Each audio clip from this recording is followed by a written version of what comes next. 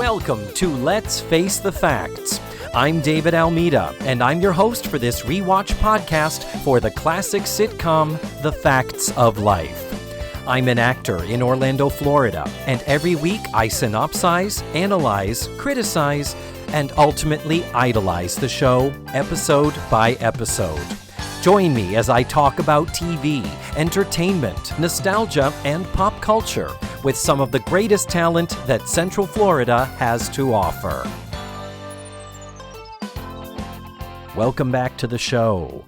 I have got a great guest this week. You all know him. You all love him. Matthew Arter is back, and he is so happy to be back because this week is the beginning of Season 5.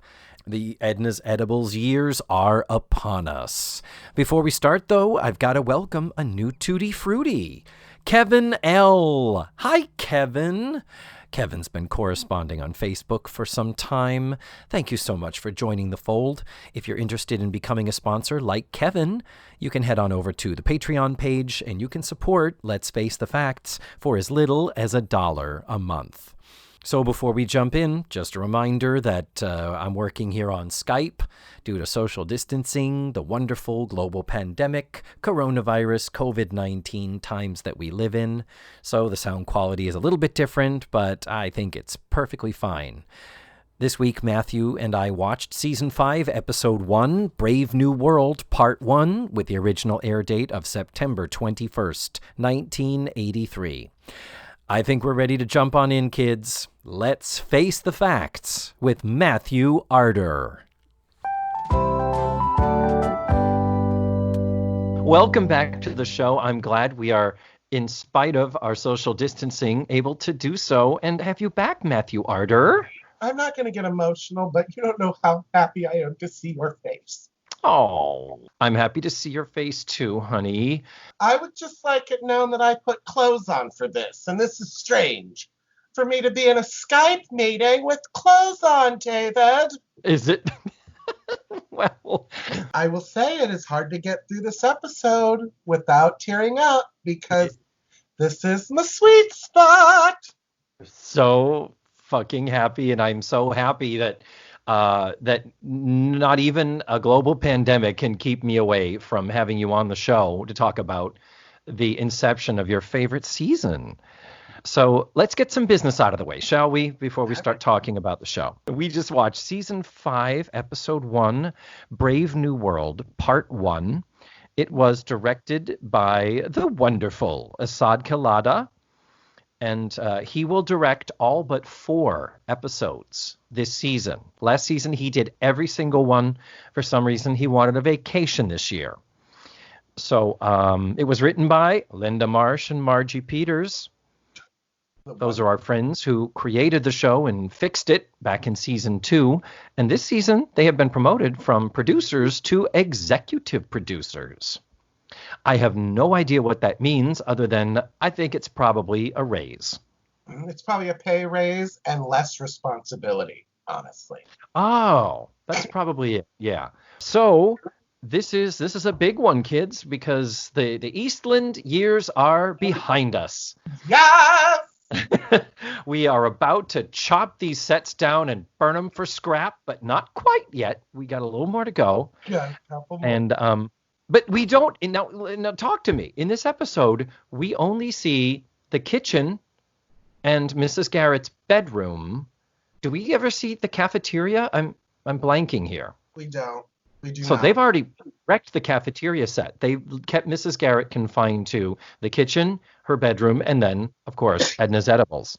Smart little cookies, those people. I have a feeling that the common area that they open the show in, where Blair is playing cards and everything at Langley. Yeah. Mm-hmm. I feel like that was a transitionary, very cheap set where the cafeteria was. Oh, you're probably right. Like, you are. I would, yeah. Because it's very simple. It's like a left entrance and a right entrance, and that's it. So you're right. We're definitely not built to last. Yeah. But that does make me wonder. Like, was the Edna's Edibles set on the same stage that the cafeteria set was. That makes me wonder where the set, like, Yeah, how was the soundstage configured? yeah. Did they have to move the audience around in order to see everything? Yeah, that fascinates me too, because I've never actually been to a taping of a TV show. Have you? Well, I was an extra on MASH. Were you? So, Tell me, what was that like? well, I'll tell you, they called her Hot Lips, and it wasn't about her face.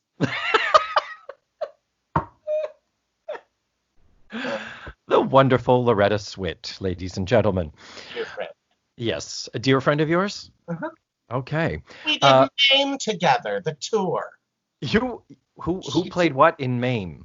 She was Agnes Gooch in MAME in Vegas.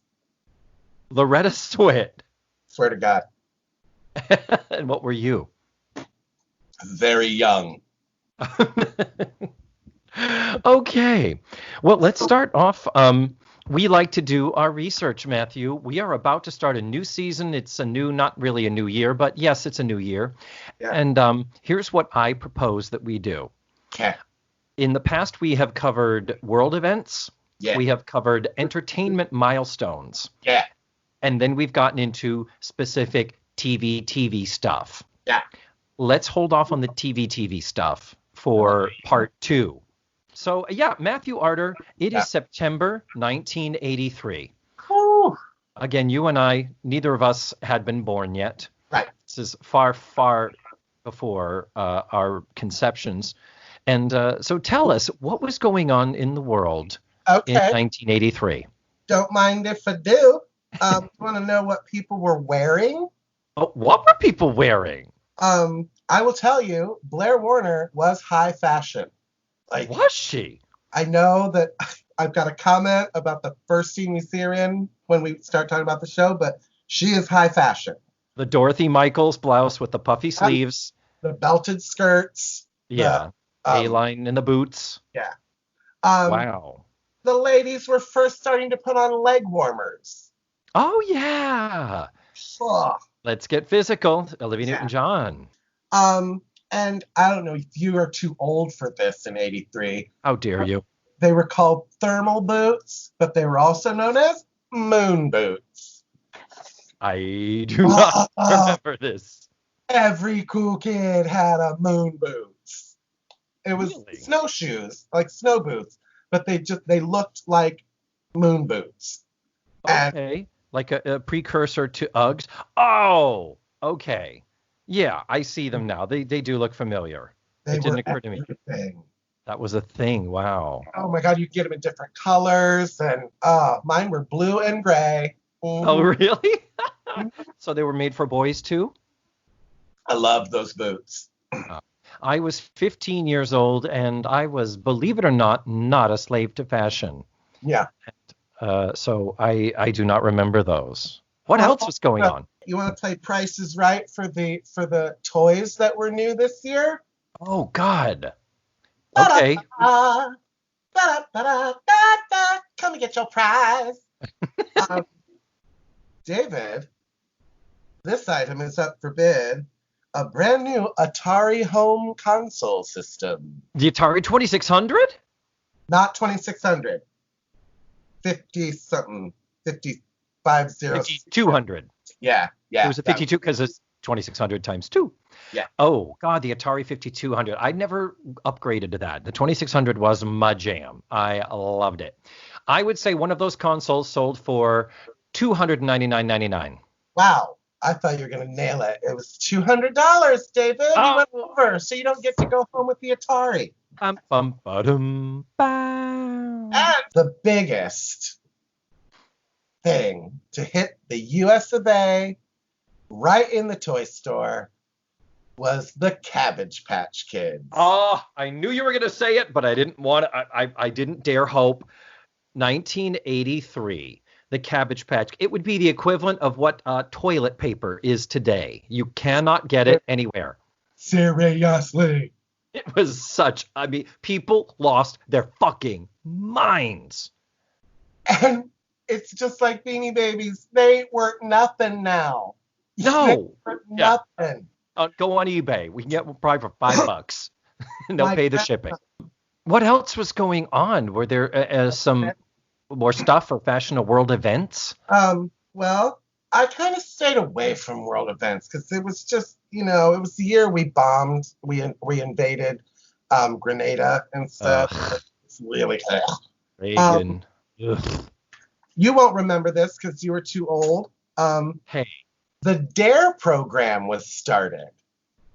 dare to be drug free? Is that it? Is that what that DARE to is? keep kids off drugs, David.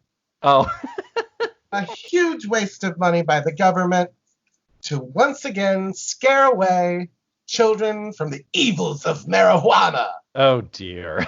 A whole new generation was going to be afraid of marijuana because of fucking DARE. Wow. Ugh. You could go to McDonald's in 1983 and get chicken McNuggets. That was a new thing. A new thing. Wow.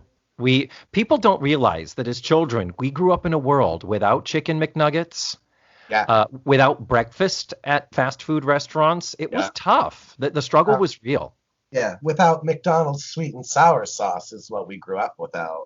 Yeah. Oh, damn. And it's so good. I know. And they act like you are taking it from their children when you ask for some, don't they? Oh, You're like, can I get a sweet and sour sauce? And they're like, and they hand you one. a thimble. I got 2 large fries in here. I'm going to need about 4 of those. What else was going on, Matthew? Okay. I went back and listened to the last season opener that we did. I did too. I did too. Because we talked about Thriller. Yes. Everything I looked up about 1983 said Thriller was released. Oh, no. Did we get the year wrong? I don't know. Everything I looked up in 1982 said Thriller was released. We're gonna look at this here. Michael Jackson, the Thriller album was released in 82. Music video for Thriller premiered on December 83. That's where we got tripped up. The album Thriller came out the previous year, but the video happened later. One other little thing, Miss America, Vanessa Williams, the first African American, Oh, became Miss America. that was 83. Yeah. Wow. Okay. And I don't even think we need to talk about what happened after that because I don't think it's important. No. Top movie, obviously, Return of the Jedi. Oh, yes. Big one. It is my favorite. It's not Me the best too. movie, but it is my favorite. Mm-hmm. I love Jabba. People say that they don't like the Ewoks. They think it's too sappy and syrupy. Yeah. I'm just like, look, Star Wars was Star Wars. There is no equal. But if you had to start making sequels, Empire Strikes Back, overrated. And it doesn't have an ending. It's a fucking cliffhanger. It's not a movie if it can't stand alone. That's what makes it amazing, though. To You me, spent 2 hours and you learned one thing. it's like important stuff happens in it, but plot-wise, the whole how long they spin their wheels with Han and Leia being in the mouth of that snake on that planet, and the Millennium Falcon storyline just doing nothing because we have to get Luke training with Yoda. Yeah. But anyway, we're such nerds. I love Return of the Jedi. Also, it wraps the story up. It is still my favorite. But yes, I agree. Terms of endearment. The wonderful James L. Brooks. I've never seen it. Oh, Matthew. I can't handle it, David. Uh-huh. I cried at the opening of this show. You think I can handle terms of endearment? Well, I mean, yes, you're gonna cry. Everybody cries. It's a cry. It's a too hanky film. You watch Steel Magnolias, don't you? Not anymore. I would prefer to watch other too hanky films, if you know what I mean. Oh. I will just say I recommend Terms of Endearment is wonderful, and of course the big breakdown scene of Shirley MacLaine in the hospital, saying, "Oh, it's in well-deserved Oscar, Ms. MacLaine, excellent." My favorite also, Superman 3. Oh, no. That cannot be. I do not allow you. It That is cannot be your hilarious. favorite. Come Richard on. Pryor. Richard Pryor sits at a computer and magically can do coding and calculus.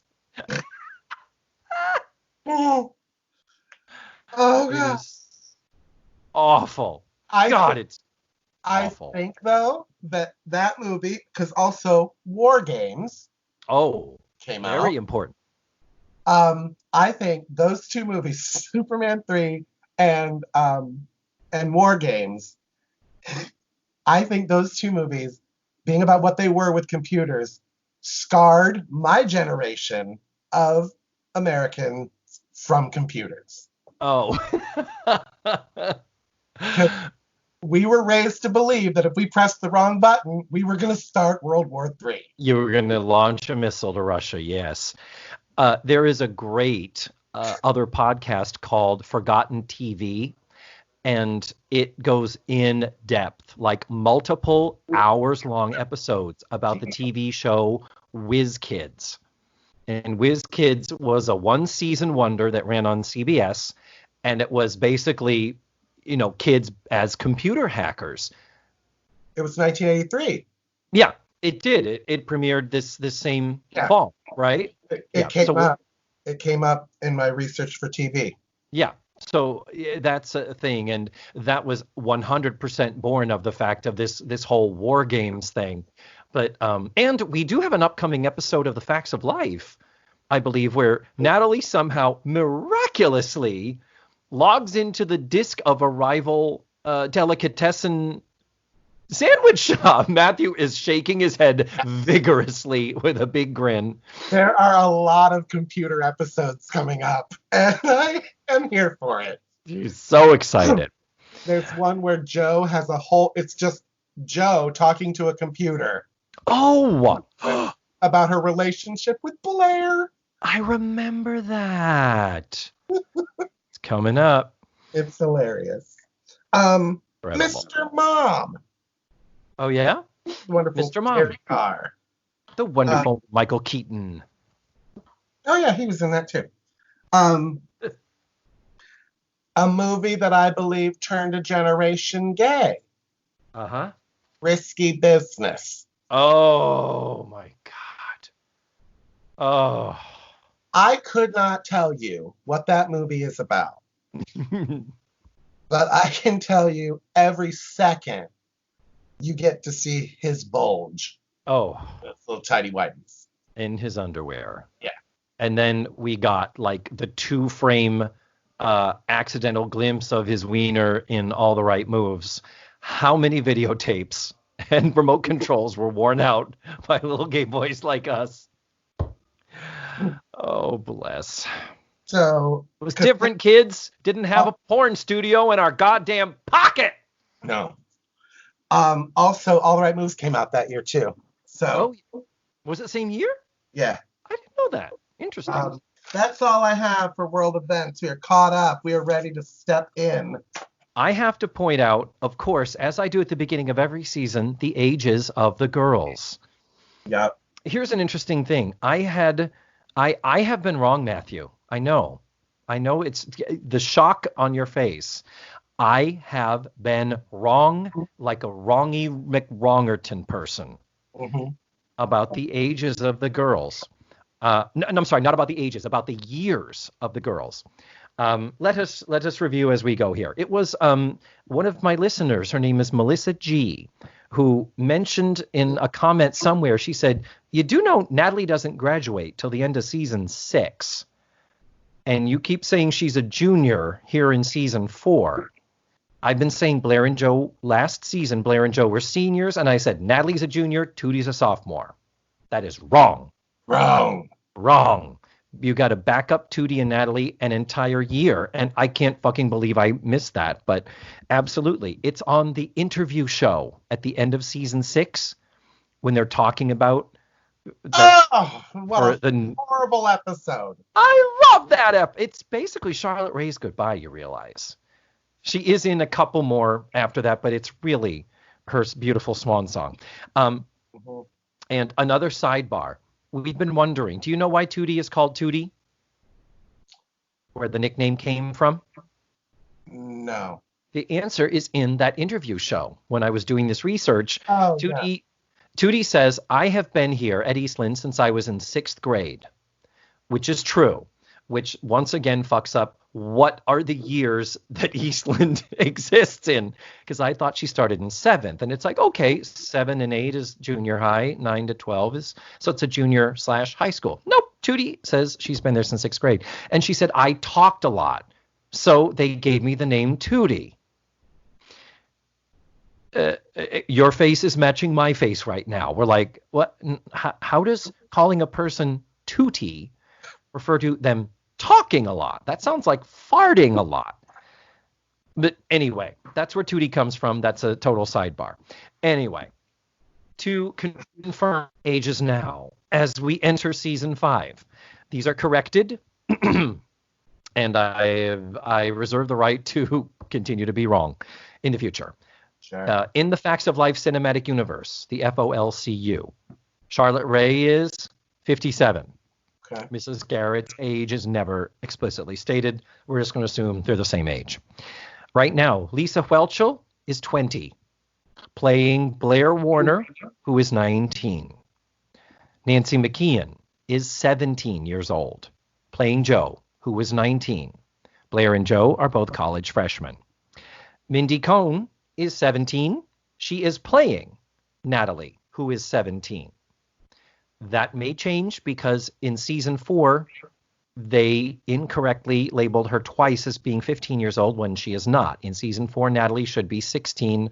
So I'm continuing with my timeline, which is correct, not the shit the writers are putting out. Sure. So Natalie and Mindy Cohn are both 17, and Natalie is now a high school junior, entering her junior year.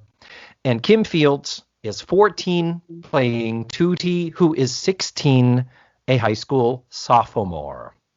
So that is their ages, and that's just what I need to state at the beginning of every season. As we know, it's a little obsession of mine. I'm not typically a very obsessive person, Matthew. You know, not really fixated on minutia. No. Details. That's not really my thing, but I just like to touch base there with that. So are we ready to begin? Synopsis. Yeah, because the opening, new theme, the new theme, and their new video. There's new shots in it. Yeah, come up. We keep futzing around, and I keep messing up what the I call them. I guess we'll call them title cards. Yeah. Or actor, the title cards. When we see the actor with their name below it I'm going to call them title cards. All right. And interestingly, the title of the show, The Facts of Life, for the moment is still in front of the Eastland cafeteria building. Correct. And it will remain there for these 2 episodes, but then it does change, doesn't it, for episode 3 or 4? 4. It is 4. Okay. Yes. And we have that. So this theme is, for the most part, the same as last season, except we have new title cards for Charlotte Rae and for Lisa Whelchel. Uh-huh. And both of them are not a clip from the show. They are specifically made for the show. They went, Charlotte, stand there and smile uncomfortably at the camera. God, it is so awful. Yeah. And especially Blair's, because it really looks like she's not happy to be there. Yeah. And I feel like bad for like somebody just told her some bad news and she's upset and they're like, smile, and she's like, yeah. And when the eyes dart off camera just for a nanosecond, and you're just like, are we fucking done yet? Did you take the goddamn picture? Yeah. Now, yeah, so we do have new things in the theme, and that will continue to evolve as we go along here, and as Edna's Edibles takes over. Here's the thing. I have to say, for this being a 2-part episode, or as we like to call them, 2 Ardor episodes. Hey. What we do not have is the Thornton Wilder moments of people stopping and staring and slow fades and slow dissolves. This episode clips right along, starts right in the middle of the action, and just continues to do that and it's lovely. I'm so happy with it. It is, and I believe the show remains that way. Mm-hmm. I think, but I feel like I was thinking that I was like, they had a lot of fucking ground to cover. Mm-hmm. Like, I mean, they had to build the Edna Venable set, not only build the set, but distress the set. Yeah. To build another one. And I get it. Like, smartly, they were like, oh, well, we can film this one now that we're halfway through construction, you know? Yeah. And it does show. So I'm like, they were utilizing the fact they were building the set at the same time, but they had to build that fucking set and then distress it. No, and cover it in cobwebs and shit. For two scenes. That's the magic of television. Yeah. But yes. So let's get right into it. Matthew, you know the drill. Give me, for Brave New World Part 1 only, please give me your 1 to 2 sentence TV guide synopsis. Okay. This week on the Facts of Life, it's the last time you're going to see that crappy Eastland. Hey, why you? I got nothing. Okay, fine. We'll do this. Get ready. Facts of Life is about to get good. Is it? It really is. I'm not really. I'm just fucking with you. I'm sure it's fine. I look forward to rediscovering it because I really have not seen these. I think you'll be pleasantly surprised. Okay, good. Well, as I was saying before, this episode starts right in the middle of the action. We are in a dorm room, and there is loud music playing, and Blair and Joe come in, and they're in the middle of a conversation that they're having difficulty having the conversation because of the loud music. And very quickly, we realize that this is Blair's dorm room. Can you hear me? Are you okay? I can hear you, but for some reason, I felt like my episode started in the common room, and Blair was playing cards. Oh, shit. Did I see... I got to pull out the DVD. I might have seen the edited down version. Yeah, you did. Wait a minute. It's a whole scene where we see how popular Blair is, and Joe comes in and gets her and takes her to her dorm room. Oh, well, that did not happen. My episode that I saw must be the rerun cut. This is where the episode starts. Well, here's a discovery, kids. The digital versions that I have, I don't even remember where I got them from at this point. I usually watch the digital ones, not the ones on the DVD. And now that I look at it, the digital one is 22 minutes and 7 seconds. An unedited episode is 25. So there are 3 minutes missing here. Uh-oh. And this is going to be interesting. So Matthew watched the long version, which is on the Roku channel. I watched the short version, which is on Daily Motion. And well, this is good. We will discover together what is there and what's missing. So Matthew, clearly they cut out the beginning scene. So you tell us, how does this episode start? Well, we open with the common area, if you will, we're finding out quickly, the Langley dorm. It's a co-ed dorm. Ooh. Blair is playing cards with a group of people, and all the men are hanging all over her. Typical Blair. She's loving the attention. The other girl playing at the table isn't happy about this at all. So she's kind of nasty to my Blair. But and it's just very quick, and Joe comes running in and grabs Blair and pulls her into her dorm room and pulls her away from being popular. Mm-hmm. And that's where the rerun episode starts, where we just jump right in. Yep. Now, let's talk about Blair's dorm room here. We have got Blair's poster. We've got the New Yorker poster that she, of course, carries with her throughout her life. And she's got 2 Broadway posters. Yeah. Matthew, did you notice them? Of course. And which ones are they? Follies, Mm-hmm. isn't it? Yep. And God, it's not 9, is it? No, it's the 81 Joseph Papp Pirates of Penzance Oh, yeah. with Kevin Kline. I saw the leg sticking out because Pirates of Penzance looks like they're bursting through a sail, like they're bursting through the poster paper. Yeah. So it's very noisy. There's music playing. Blair has to bang on the wall, and it's kind of a chaotic scene. It's not portraying dorm life as peaceful.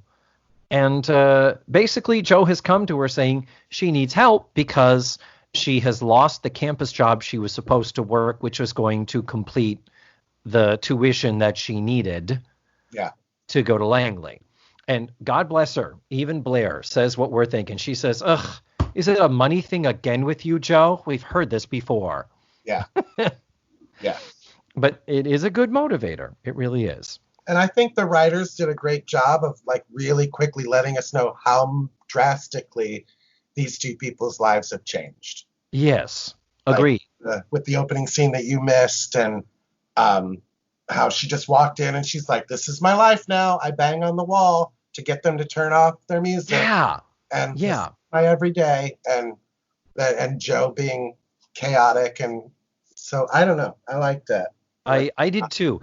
As opposed to, it could have easily been, well, here we are. Can you believe it? It's our first day of college. Have you got your bags? I mean, they could have done that. It's a new season. It's September. It's a new school year. But I agree with you. It's very commendable. The writer said, no. Blair needs to be moved in. Every bookshelf has got books in it. Like, they are already there. This train has left the station as far as their college lives. And it was very nice. So while they're having this conversation, a guy walks in, and literally his name is Guy. And he comes in, and he's in his clothes, but he has a towel around his neck. We do later see him in a towel. It's so funny that he didn't have the towel this time. But we have two really good jokes. First of all is Blair says, with conditioner or without? And he says, surprise me. And Joe goes, surprise, and shoves him out the door and slams the fucking door in his face. Yeah. I'm almost beginning to think Joe doesn't like boys, Matthew. I don't think she wants those boys anywhere near her girlfriend. And then Blair, in her response to Joe kicking him out, and she's like, what did you do that for? If he doesn't look good, I don't look good. Yeah. Matthew, what is that a reference to? It's not Jordache or Vidal Sassoon. Vidal Sassoon, absolutely. If you don't look good, we don't look good, or whatever accent he had. Yes. Anyhow, Blair says, Joe, and Joe's thing is, I can't stay in school and live in the dorms. The money that I'm losing is what would pay for the dorms. So Blair says, I will help you find some place cheaper to live. And Blair says, we've been through a lot together. I almost consider you a friend. And it's like, you're besties and you won't admit it. You're not a fuck buddy. But then we go to the kitchen of Eastland. We're in the kitchen at Eastland. And Mrs. Garrett has got a tape recorder that she is talking to. Yes, she does. This is the weirdest plot device, and I fucking love it. I had this tape recorder. Oh, me too. Oh, God, yes. And just watching her, because you remember you used to have to press play and record. Oh, yeah, 2 buttons. Time. Yep. And if you didn't want to record over the cassette, you had to pop out that little tab on the top. And then you put the cassette in when you do want to record over it. And you're like, the record button won't go down. And you're like, damn it. And you have to put a piece of tape over it. Piece of tape over it. Yep. Yeah. Oh, the tapes of my brothers that I ruined on purpose. Oh, bless. I still have the recordings I made. I used to record skits and copy TV things. I still have them from when I was 7, 8 years old. Your house is going to be fun to clean out when you die. Sure. So Mrs. Garrett is talking into this tape recorder, and she's talking about this brunch that Mr. Parker has asked her to cater. And while she's doing this, Tootie and Natalie come down the stairs. We have so much to discuss, Matthew, at this point. We have to halt time and discuss many things. Okay. Number one, I already addressed this last week in the graduation episode. Why are Tootie and Natalie still living over the fucking kitchen? Why are they still there? If Blair and Joe were gone, we have to assume the debt is paid. Why do they still live over the cafeteria? Why aren't they back in the dorm? Later on, we find out that they are in the dorms. Right. So why weren't they then? Why would they have started the school year over the cafeteria? And anyway. Why didn't they just enter from the cafeteria rather than from upstairs? The cafeteria? Well, they probably boarded that door up. There's a piece of plywood there. Now, we have new hairstyles. Mrs. Garrett still has her updo. She does not have the balloon knot. She has. I wrote down Mrs. Garrett's balloon knot. Her balloon knot loose and hanging. And it's a curly ponytail that almost it's so kind of has such girth to it that that it hangs. Doesn't hang very low. It looks like almost just like a free-flowing bun. It was so much of her hair, particularly season 3, was that super tight Katzenjammer Kids, and it didn't fucking move. Her hair just looked freer and relaxed and like it might not have 4 pounds of hairspray in it. Yeah. And there were some bangs cut into it. So there were some layers that framed her face a little bit, just a little bit around the eyes. And I think the Edna's Edible seasons are my favorite Mrs. Garrett hair seasons. Okay, fair. Yes. Tootie has got the same length on the back, but now her hair has this flipping away from the face and over the ears. Anything is better than the penis head bowl cut. Yeah. From seasons 3 and 4, so we're good with this. And her hair just gets better through the seasons. Oh God, yes. Yes, her hair journey is a pleasant one. And Natalie, we have no more braids, no more ponytails. We have feathering and some highlighting. Natalie's hair isn't much darker than Blair's. Yeah. As far as it's awesome. I love it. Yeah. It does, again, just like everything in the 80s, it does age her. Mm-hmm. Like, oh God, yes. She does look 25 now. So, because the first thing I wrote down was we opened the show with Blair, who has become a 45-year-old woman because of what she's wearing at a co-ed dorm. Yeah. But I do like Natalie's hair. This is good Natalie hair. Yeah, I agree. And Mrs. Garrett's dress also needs to be mentioned because it is fucking amazing. Yeah. Did you notice it? She looks great. It's a bright, deep pink dress, and it has got these panels that run from the shoulders along the neckline to the middle. One side is teal, one side is purple. Yeah. On the opposite sleeves, there is a buried pleat on the outer side of the sleeves. When she bends her arm, it opens up and it exposes those same colors on the opposite side.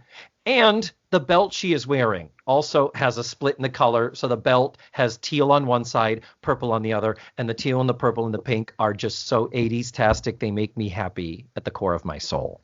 Well, and so is that fashion of block coloring. Oh, yes. So, such a thing. It's a very 80s outfit. It is, yeah. Add some paint smears and some acid washing, and I'd have had an orgasm. Yeah. So, okay, we can unfreeze now. Yeah. Tootie and Natalie come from upstairs, and it's like, who is Mrs. Garrett talking to? She's just talking. And Mrs. Garrett says, I'm talking to the tape recorder because I'm talking to my son, Raymond. But they prolong that joke. She goes, I'm talking to Raymond. And they look around like, she's lost her mind now. And I grew out of my imaginary friends. And yeah. So they prolong this joke for far too long. Yeah. Even though one more sentence is far too long. Yeah. But Raymond, I don't know, has he ever been named in name before? We know she raised 2 sons. We met Alex at the end of season 2. I don't believe we've ever named Raymond. I don't think Raymond had a name before today, did he? I'm not sure. You I would don't remember that believe better. he did. Listeners, if you'd like to, please chime in. And so she says Raymond is an accountant, and so he's busy. He doesn't have time to read a letter from me. So I just record tapes in this tape recorder and mail them to him. And she is complaining about the fact that there is this brunch for the alumni president, and Mr. Parker has dumped far too much work on her. But now she was preparing to go to Langley to visit Blair and Joe with Tootie and Natalie. So just as they're about to leave, in comes Mr. Parker, who is a fucking dick in this episode. Yeah, weird. Like, he's always kind of been buffoony a little bit. Yeah. I feel like he's just being mean in this episode. And I like it at all. Yeah, you sense particularly the episode with the book bannings was so good as far as them kind of finding their middle ground as a team. Yeah. And, and the only time he pulled rank on her was when she was getting too crazy. And he's like, look, you're a dietitian. This is my job. It's not your job. But the fact is that all of these extra catering things that she does for him that we've been hearing about for quite some time. This is an ongoing thing where, as the dietitian, again, not the cook, she's the dietitian. He comes in and he says, you know how you were planning a brunch? Well, now it's a dinner, and one of the people just went to the Middle East, so let's do some Middle Eastern food. Yeah. And Mrs. Garrett is like, but the dinner is in 2 days. And he's like, oh, you'll make it work. I'm an asshole. Bye. And leaves. Yeah. And I think I get it, writers. Like, you had to do that. So the relief of her quitting paid off. Oh, God, yeah. So the payoff was there. Yeah. Even though it's a terrible scene. Yeah. But yeah, the point when he's mean, which is a little bit later, we'll talk about that then. Yeah. That could have been written, like we say, he's always been somewhat buffoonish, and it would have easily been tweaked to just make him clueless, to make him not understand how insensitive he's being and how dismissive of. And again, read the room. You can't see she's upset. And dude. They could have made him like, I'm flustered. Like, oh, Ed, I need you to do this, and I gotta get back to the shop. You can do this. Yeah. Oh, totally. Yeah. Yeah. Just make it that he's so overwhelmed and can't be bothered with niceties and all that stuff. Yes. Good solution. So very quickly, she's like, well, girls, I got to figure out what I'm going to make for this thing. So you're going to have to go to the dorms and visit Blair and Joe without me. So Tootie says, I'm going to bring my camera. And Natalie says, you're not bringing that camera. You always embarrass us. We're going to a dorm at a college. And Tootie says, a co-ed dorm. And Natalie says, okay, but be discreet. I love it. Horny Natalie. Horny Natalie is in full force coming up. Absolutely. Because we go on next to the dorm, the lounge at the dorm. Yes. And some kids are playing a board game. Are they still playing cards? I don't think anybody was sitting at the table because that girl immediately gets up and says, can we help you kids? Yeah. It's like, really? Was that such a thing?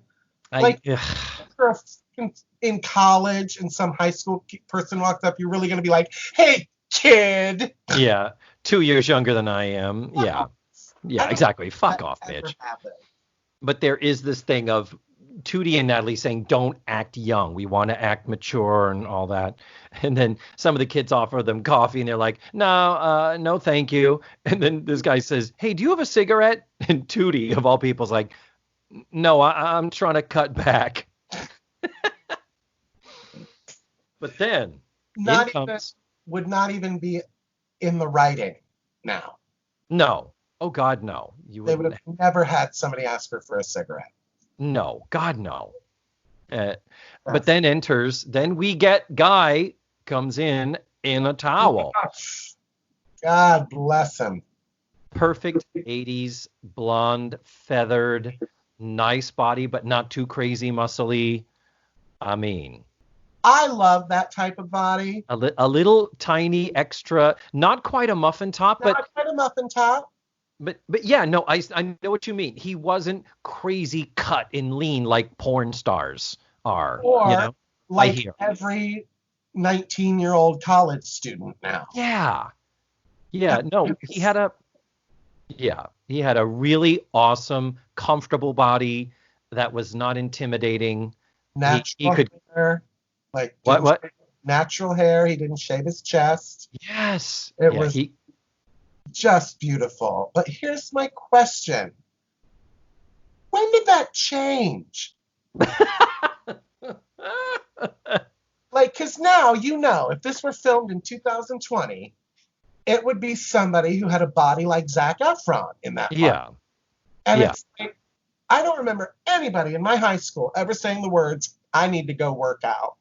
Yeah. Because it just, like, I'm fascinated by how hot that was in 1983. Mm-hmm. And how now, if we showed it to some twink, he'd be like, ew, Dad. Yeah, that's almost a dad bod. And it's like, no, it's not. That's an awesome bod. Shut up, little fucker. Yeah. When he comes in that towel, the audience gives a ooh. Yeah. And like guys in dorm lounges wearing towels, he's looking for a textbook. Like you do. Yeah. So he turns to Tootie and Natalie, and perfect joke. Have you seen my basic anatomy? I'm always leaving it somewhere. And they do what David and Matthew would have done if that had been us. They just freeze and go, they are just rendered dumb. But horny Natalie, to save the day, to save the scene, he walks out and Natalie starts tearing the shit out of things to find his book. Right. He says, if you find it, bring it to room 315. He doesn't even look for it. No. He doesn't even look for it. Mm-hmm. And it's like, oh my God, perfect timing, throwing newspapers around, ransacking, so fucking funny. Yeah. Oh my God. Love her. And then in come Blair and Joe. Not really, other than where is Mrs. Garrett? She couldn't come. Oh, that's too bad. So then we get to cut back to the next scene. Anything else in that scene before we go back to the kitchen? I just love that they think college is coffee, cigarettes, and sex. Yes. And it is, but we can't say that on network television. No. Moving on. Moving on. Mrs. Garrett is still in the kitchen. She is angry, talking to the tape recorder. And I should have said it earlier that when Mr. Parker came in and changed the menu, she absolutely vented her frustration to the girls. And they were like, why do you put up with that? He's my boss. You shouldn't have to that. He's my boss. It's like, what the fuck? It's my job. I can't say no to him. How did we not mention that when we were talking about that scene, that whole scene sets the whole plot point for her?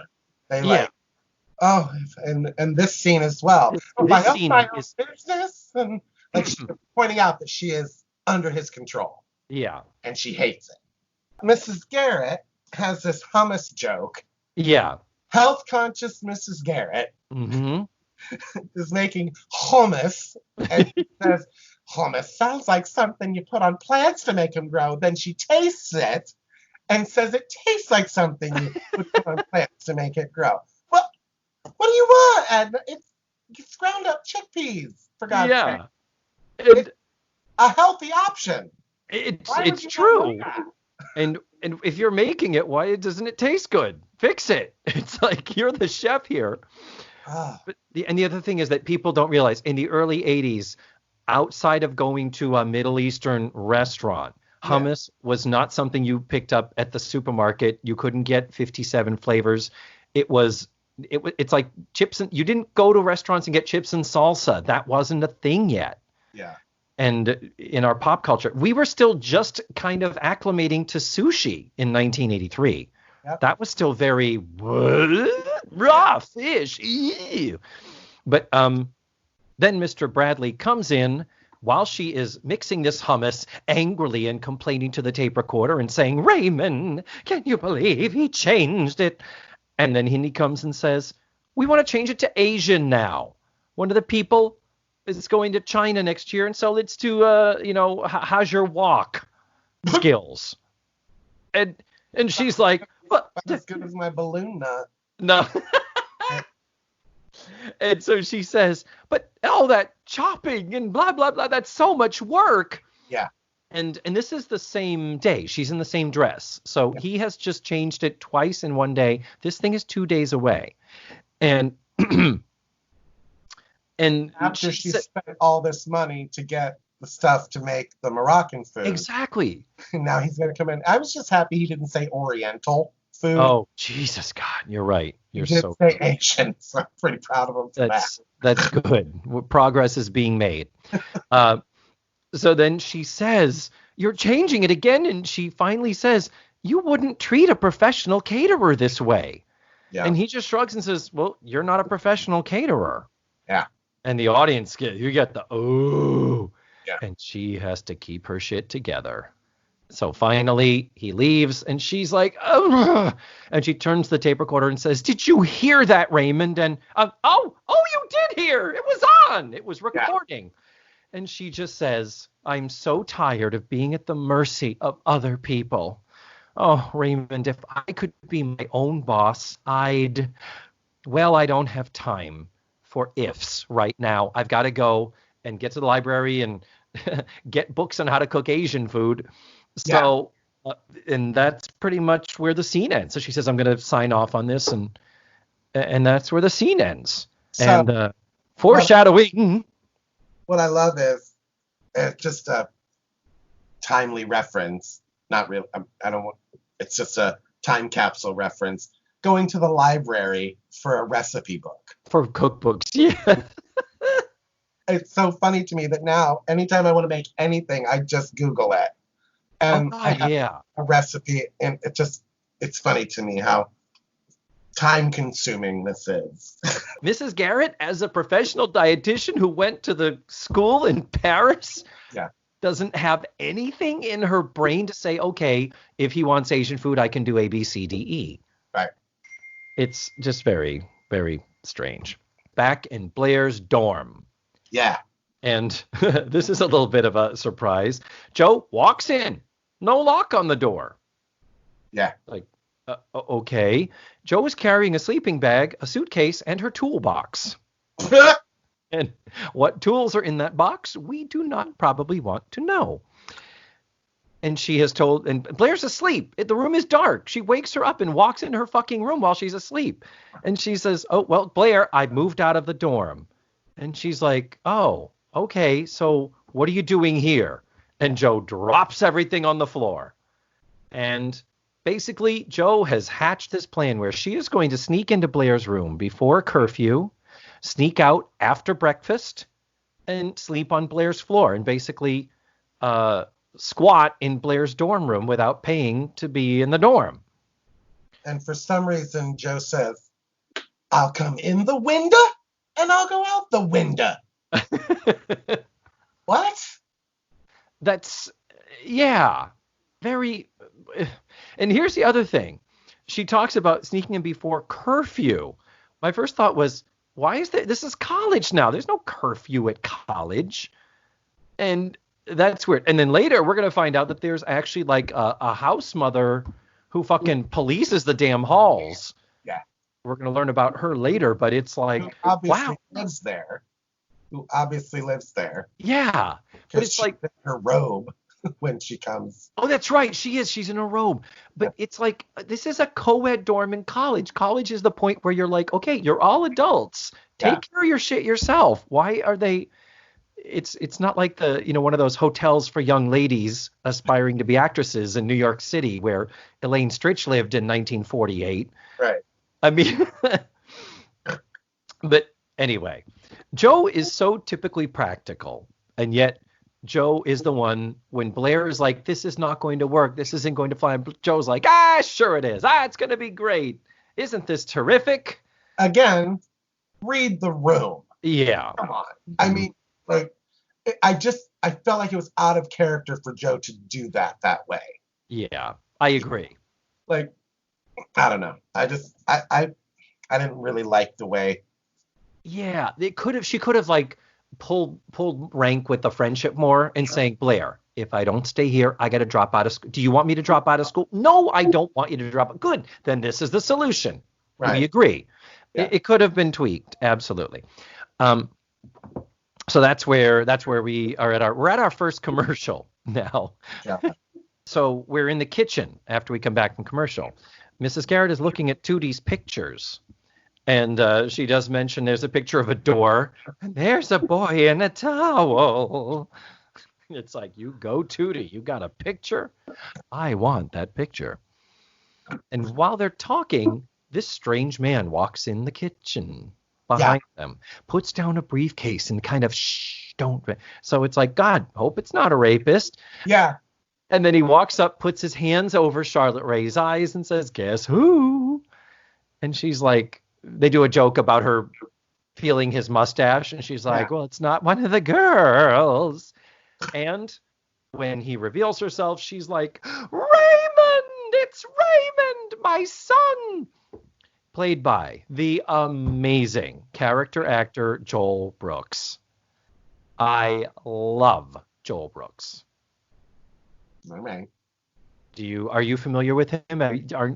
Don't you feel like you've seen him in a kabillion different things? Sure. He's like that gross 80s guy to me. Oh. Like yeah. He's like, you know how like I could see that you could see a Ron Jeremy thing going on there. He's like, you know how like the principal on Ferris Bueller's Day Off. Like that kind of just like ugh. Oh, you think he reads as sleazy? I thought he's charming. I actually wrote down he's creepy with his mother.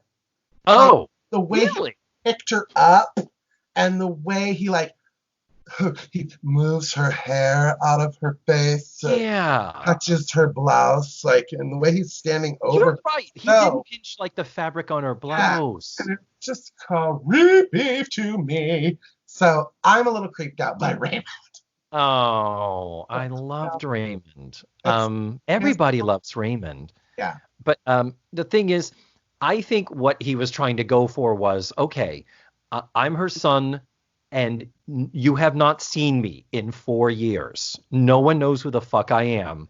I need to quickly be able to establish physical intimacy and the connection between the actors to show that there is a history, a mother-son affection. And I could see how that might have backfired a little, how that could have come off as, I see where you're talking about. And the curly hair and the porn stash, that wasn't an acceptable look back then. But nowadays, yeah, you see guys with that look in adult films, I'm told. But the deal is... straight adult films. You don't see that. No. Not in gay porn. I don't think. I don't think either. Yeah. But look at his IMDb. He has been on MASH, on Soap, Dallas, 8 is Enough, Taxi, Private Benjamin, Different Strokes, Alice, Benson, Night Court.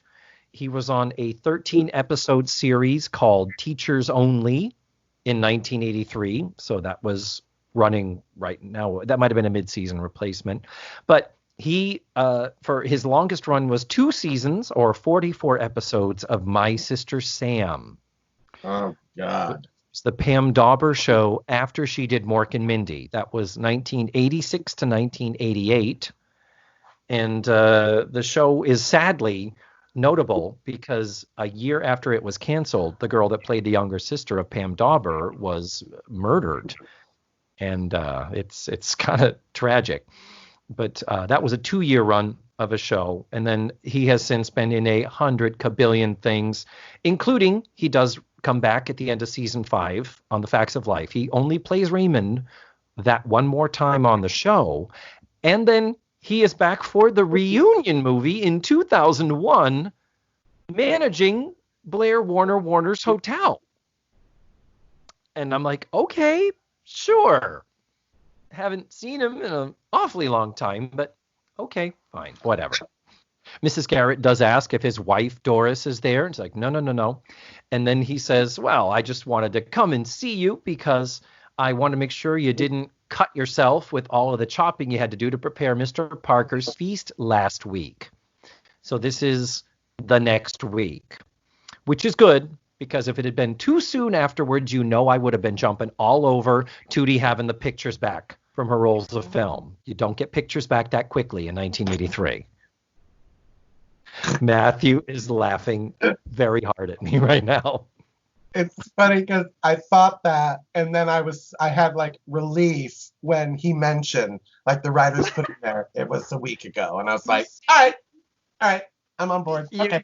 You're laughing because you were like, you totally clocked that too. It's like nobody would have it. And then Mrs. Garrett says, you mean you were so worried you took the day off and came all the way from Massachusetts? So Raymond lives in Massachusetts. That's new information. I want to know what town. Maybe it's my town.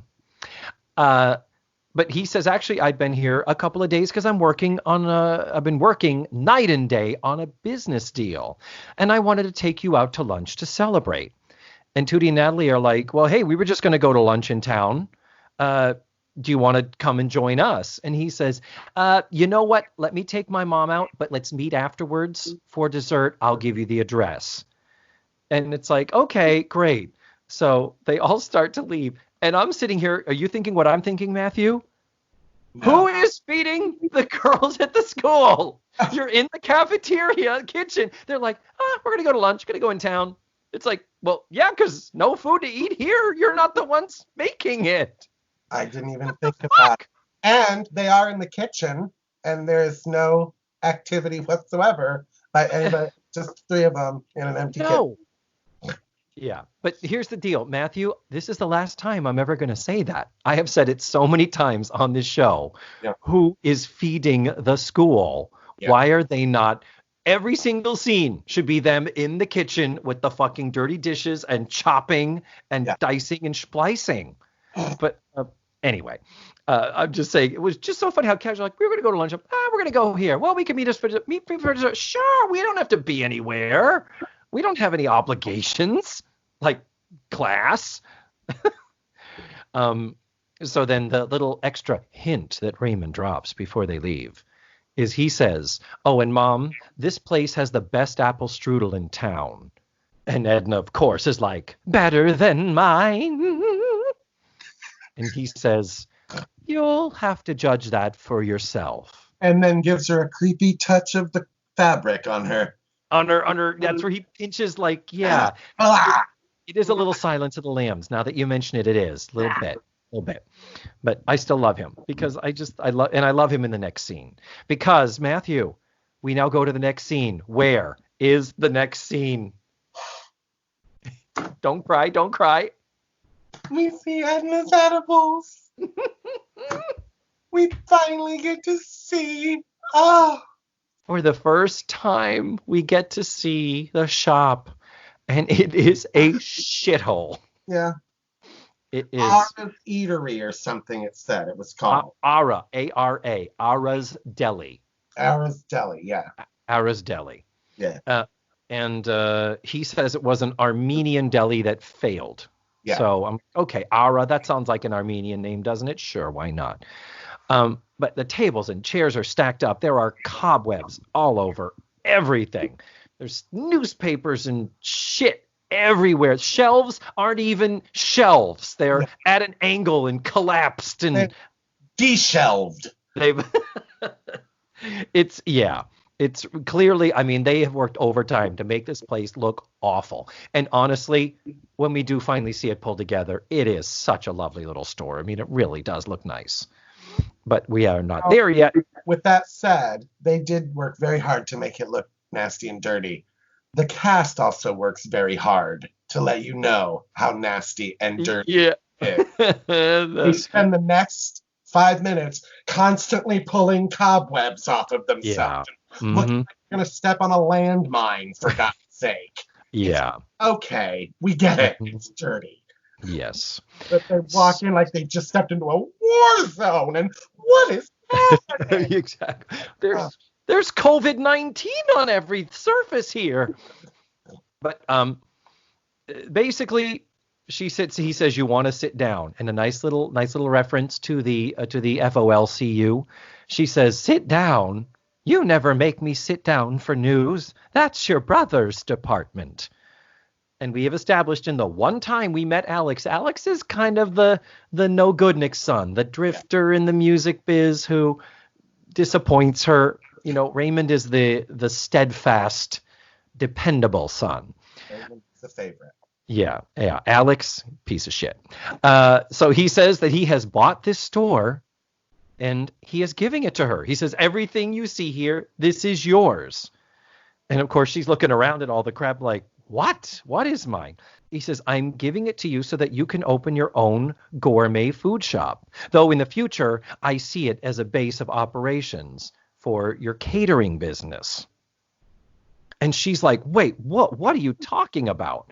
And he says, Mom, as an accountant, you may sometimes think I don't have any imagination, but it takes imagination to see potential in investments and in people.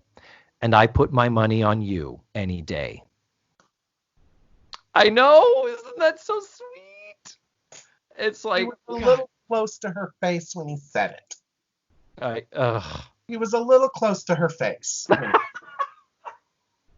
I don't care. I love it. It was sweet, but yeah. But basically she's like, what, where did this come from? And she's like, Raymond, thank you, but no, I can't keep my job at Eastland and run a gourmet food store. And he's like, well, no, you're going to quit your job at Eastland. And she's like, what? I can't quit Eastland. It's my job. I love it there. I have my girls, a pension, a dental plan, summers off. Why would I leave? She says, she gets it in there. Only one, but she goes, what about this? What about this? What about my girls? Yes. She really hits girls. She hits it hard, yes. And then she says, why would I quit my job at Eastland? And he pulls out a tape recorder and plays it. And we hear her voice saying, I'm tired of always working for someone else. If only I could work for myself. And she goes, and here's the thing, because it drove me crazy. That was not the recording. It was a different line reading. Oh, yeah. Clearly. Yeah. This was pre-recorded. This wasn't them pulling it from the thing. But she says the same thing. And it's him reminding her, saying, Mom, you wanted to fucking kill everybody. You were one step away from being on the roof with an automatic weapon. Ouch. So then just as she is realizing how right he is, in come the girls. Now, she introduced him to Tootie and Natalie in the kitchen. We do take this moment. He meets Blair and Joe. So they've never met. This is the first time Raymond's been here. So he says, tell the girls the good news.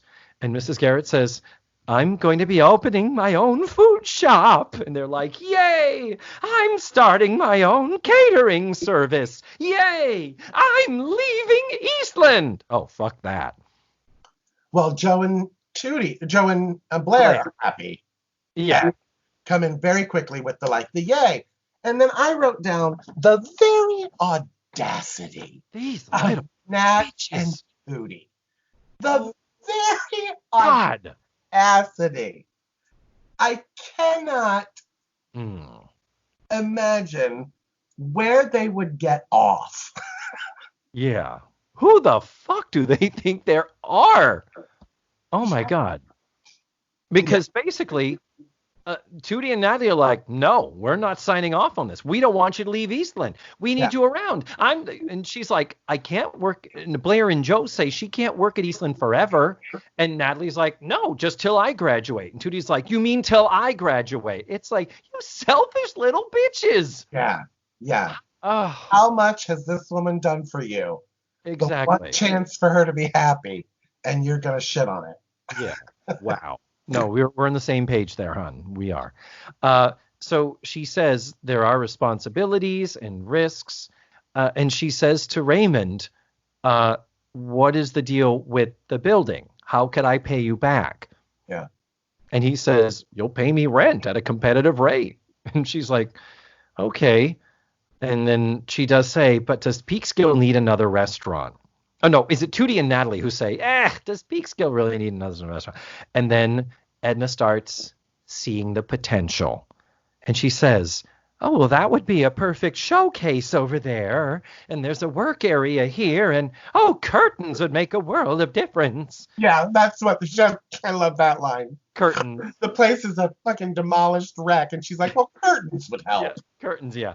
Are they the shitty brown African print curtains that your boyfriend broke his back helping you hang in your bedroom that never did end up going up? But anyway, I digress. So the final thing is, so Mom, you're saying yes? And she says, yes, I'm leaving Eastland and going into business for myself. And Raymond and Blair and Joe all hug her. Yeah. And Tootie and Natalie stand on the sidelines. With arms crossed. With their faces all squished up and yeah, they are not happy. And on that note, we end part one of this 2-parter episode. Yeah. Wow. Yeah. So we're going to end there, Matthew. We're going to be back next week with part 2, and you are going to be back next week also, I certainly hope. Yes, and I would like the audience to begin the petitioning to have me back for the 3rd episode, because I don't feel like everything is tied up with a bow in the 2nd episode. Okay. You mentioned something about that. So, okay. Well, Matthew, let us discuss that after next week and see. Right. Maybe I might consider bringing you back for season 5, episode 3. Because it's the bow on everything. It wraps everything up and creates the show that you know and love so much. I get it. Yes. That the 2nd episode leaves me a little bit heartbroken because Blair's not bored. But I will see you next week. See you next week. Smooches and goodbye, my love. Bye. Mwah! And there you have it. That was Matthew Arder. God, he just cracks me up, even over Skype. Just so much fun. I love whenever we get together, and he's going to be back next week. I've got that show recorded. I just need to edit it, and I can't wait to get started. One little housekeeping thing before I send you on your way is you may notice a little bit of a change in the way I'm posting things on the website, which are mirrored in all of the social media. I've been doing 3 posts a week, and what I'm going to be doing is cutting that back to 2. It's just a little bit of a consolidation, simplification thing. And now you're going to get the show webpage every Wednesday when the show drops. And at the bottom of that webpage will be the link to the Facts of Life episode for the following week. That's on Wednesdays, and then Saturday is when you're going to get the posts of, potpourri, whatever, videos, articles, artwork, advertisements, and stuff. That's usually what was posted on Sundays. That's going to be Saturdays now. So just a little simplification, streamlining for the new season, seeing how it's going to work out. And that's really about it, guys. So next week, get ready. Brave New World, Part 2, Season 5, Episode 2, and Matthew Arder is going to be back. So thank you so much for listening to this week's show. Stay safe and stay sane. And remember, the facts of life are all about you.